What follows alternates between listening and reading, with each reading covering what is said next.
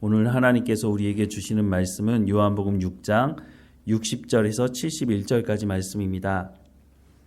요한복음 6장 60절에서 71절까지 말씀 우리 함께 읽겠습니다. 제자 중 여럿이 듣고 말하되 이 말씀은 어렵도다. 누가 들을 수 있느냐 한데 예수께서 스스로 제자들이 이 말씀에 대하여 수군거리는 줄 아시고 이르시되 이 말이 너희에게 걸림이 되느냐?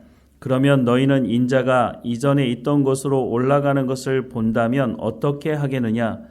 살리는 것은 영이니 육은 무익하니라. 내가 너희에게 이른 말은 영이요 생명이라.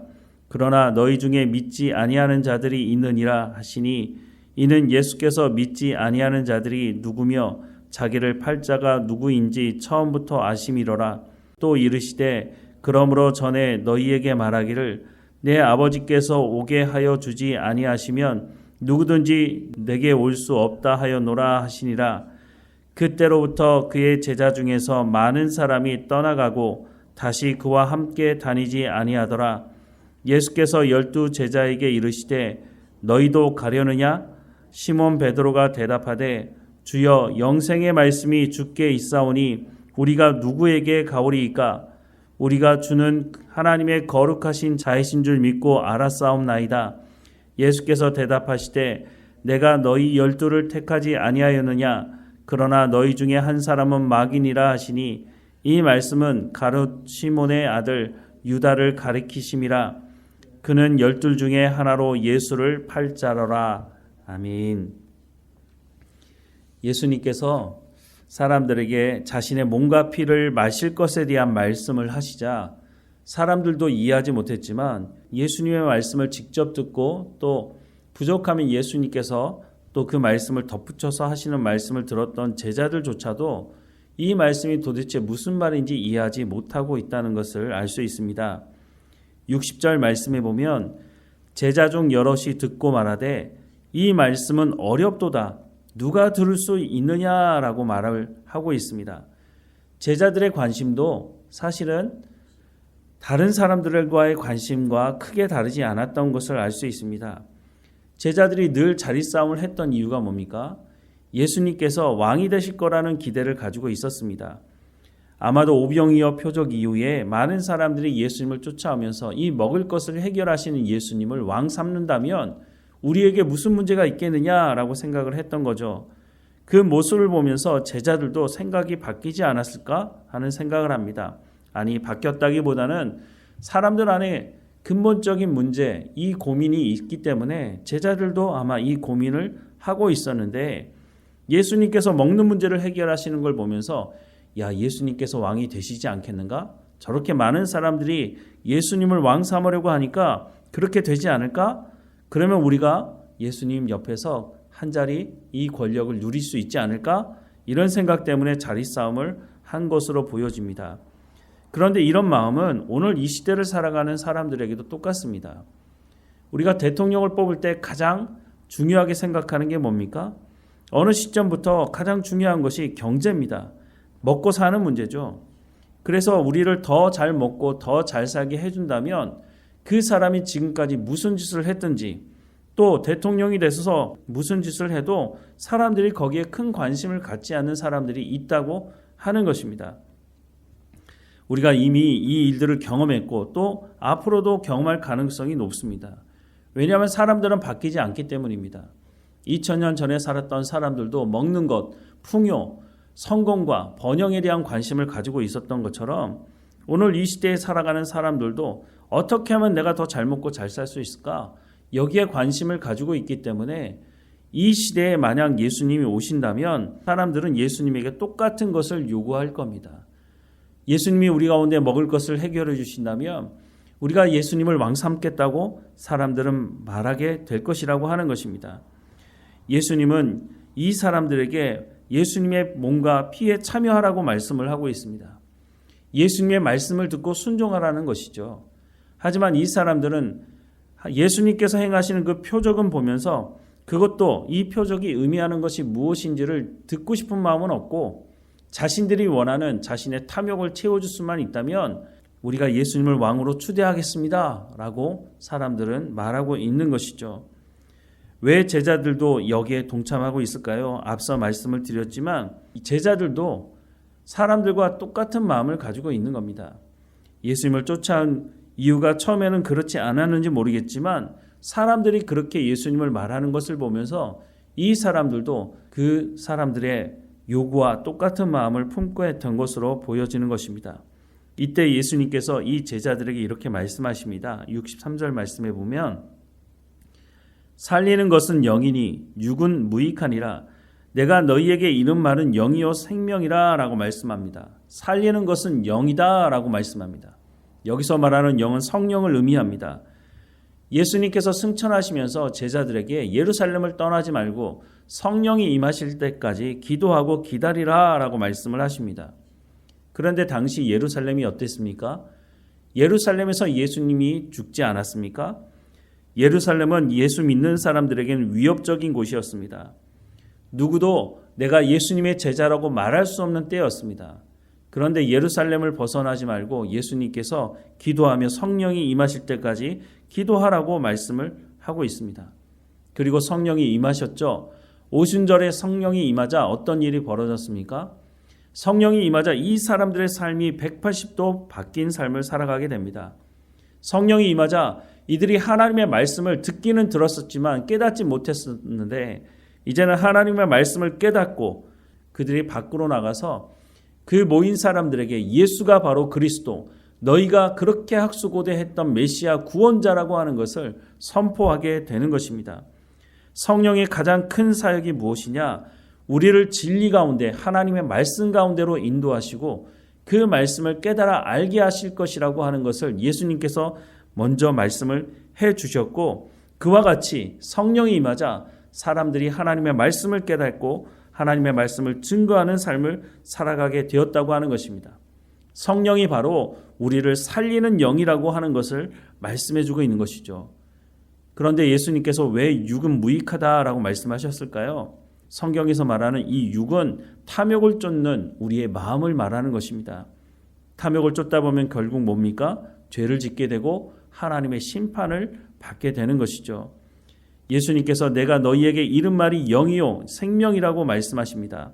하나님의 말씀을 듣고 순종하는 것, 그러기 위해서는 성령의 충만함을 받고 성령이 인도하시는 곳을 쫓아간다면 우리가 살아날 수 있다고 하는 것을 말씀을 해주고 있는 것입니다.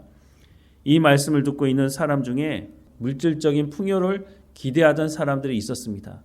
왜냐하면 예수님께서 병자도 살리시고 죽은 자도 살리시고 먹는 문제도 해결하시니까 저 예수님을 쫓아가면 내 삶의 가장 중요한 문제들을 다 해결받을 수 있겠구나 라고 생각을 했기 때문에 사람들이 많이 따랐던 거죠. 그런데 예수님께서 거듭 반복해서 말씀하는 것이 하나님의 말씀을 듣고 순종하라고 하는 것에 대한 말씀을 계속하고 있다는 것입니다. 그러니까 사람들이 듣고 싶은 말을 해준 것이 아니죠. 니고데모에게도 사마리아 여인에게도 예수님 시종일관 하시는 말씀이 뭐였습니까? 하나님의 말씀을 듣고 순종하라고 하는 것입니다. 그 말씀 속에는 물질적인 풍요가 보이지 않습니다. 예수님께서 거듭 반복해서 너희에게 이른 말이 영이요 생명이라고 말씀하시자 이제는 사람들 안에 야 이거 뭐 더 기대할 것이 없겠네. 계속 쫓아가 봐야 내가 뭐 예수님께서 행하시는 일을 통해서 그 아래 떨어지는 콩고물이라도 내가 먹을 수 있을 거라고 생각을 했는데 전혀 그런 모습이 보이지 않자 사람들이 떠나갔다고 말씀을 하고 있습니다. 그러자 예수님께서 제자들에게도 물으십니다. 67절에서 69절 말씀해 보면 예수께서 12 제자에게 이르시되 너희도 가려느냐? 시몬 베드로가 대답하되 주여 영생의 말씀이 주께 있사오니 우리가 누구에게로 가오리이까? 우리가 주는 하나님의 거룩하신 자이신 줄 믿고 알았사옵나이다 라고 고백을 하고 있습니다. 이것은 시몬 베드로의 진심 어린 고백이었을 것입니다. 그러나 문제는 이들이 이 고백을 했음에도 불구하고 이 고백을 실행으로 옮기는 실력이 없었다고 하는 것입니다. 왜냐하면 아직은 이들 가운데 성령의 충만이 임하지 않았기 때문인 것입니다. 물론 사람의 의지라고 하는 것이 대단합니다. 시몬 베드로가 이 고백을 하고 예수님을 어쨌든 3년 동안 쫓아다니지 않습니까? 자기의 생업도 자기의 고향도 떠나서 모든 것을 내려놓고 예수님을 쫓았다는 것만으로도 대단한 일이라고 생각을 합니다. 인간의 의지가 그렇게 할 수 있죠. 하지만 상황이 바뀌면 생명의 위협이 닥치게 되면 언제 그랬냐는 듯이 자신의 의지를 꺾는 사람들이 바로 우리가 아닙니까? 그래서 예수님께서 말씀하시는 것은 성령의 충만을 받아야 한다라고 말씀을 해주고 있는 것이죠. 이때까지 가룟 유다는 마음을 정하지 못했던 것 같습니다. 떠나기는 아쉽고 이때까지 가룟 유다는 예수님을 떠나지는 않았습니다. 그렇다고 해서 시몬 베드로와 같은 이런 고백을 한 것도 아닌 것으로 보여집니다. 결국 가룟 유다는 예수님을 팔아 넘기게 되는데 그 가장 중요한 이유는 가룟 유다의 마음 가운데 예수님이 우리를 로마로부터 구원해 줄 뿐이라고 하는 생각을 했던 것이죠. 가룟 유다도 다른 사람들이 가졌던 동일한 마음, 예수님이 우리의 문제를 해결해 줄 뿐만 아니라 우리가 원하는 그 탐욕을 채울 수 있는 분이라고 생각을 했던 것이죠.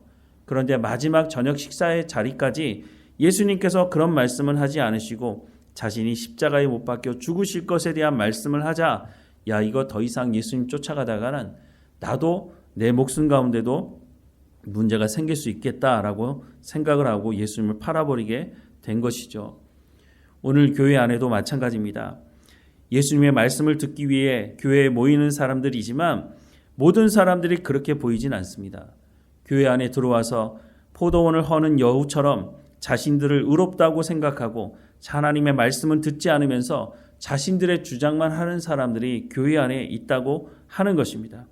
예수님은 그런 사람들을 교회 안에서 치리하라고 또한 말씀을 해주시고 있기도 합니다. 왜냐하면 교회 공동체가 살아야 하기 때문에 말씀을 하시는 것입니다. 예수님은 우리에게 살리는 것은 영이니 육은 무익하니라. 내가 너희에게 이른 말은 영이요 생명이라고 말씀을 하십니다. 우리가 성령의 충만함을 구해야 되는 가장 중요한 이유가 바로 여기 있는 것입니다. 성령의 충만함을 받아야 우리가 살아날 수 있기 때문이라고 말씀을 해주고 있습니다.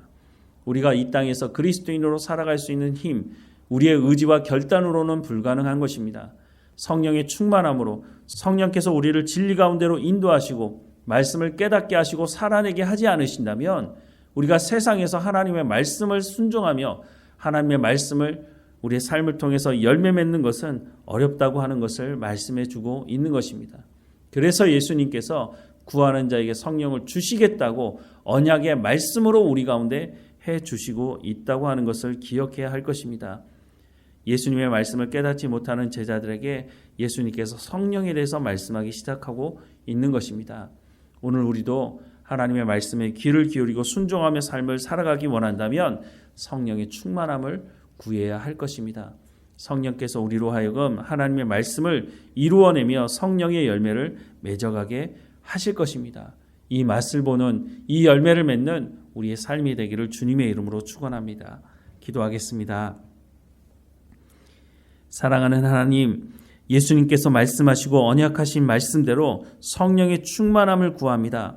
우리 각 사람 가운데 성령을 허락해 주옵소서.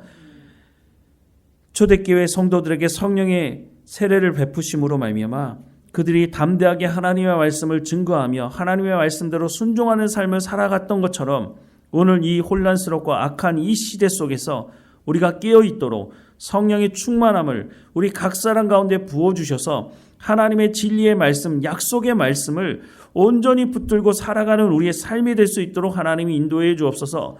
우리의 믿음 없음을 불쌍히 여겨주시고 우리가 말씀대로 순종하지 못하는 이 연약함을 하나님 아시오니 우리를 불쌍히 여겨주셔서 날마다 성령의 충만함을 구하오니 우리 가운데 성령의 충만함을 통해서 하나님의 말씀을 살아내는 역사가 일어날 수 있도록 은혜를 허락해 주옵소서. 우리 주변에 있는 사람들에게 예수 믿는 사람들의 삶이 무엇인지를 증거할 수 있도록 우리를 불쌍히 여기셔서 우리 가운데 부어주시는 그 성령의 충만함을 통해 열매 맺음으로 말미암아 그들 가운데 하나님이 누구이신지를 증거하는 증인으로서의 삶을 살아갈 수 있도록 우리의 삶을 주관하시고 인도해 주옵소서.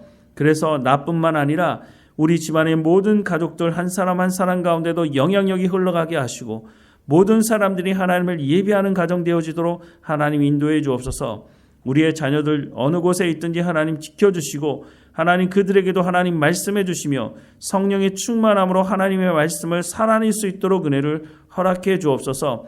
하나님, 이 시대를 살아가며 우리가 하나님의 말씀을 증거하는 삶을 살아가는 이 현장 가운데 생명이 살아나는 경험을 우리도 할 수 있도록 은혜를 허락해 주옵소서.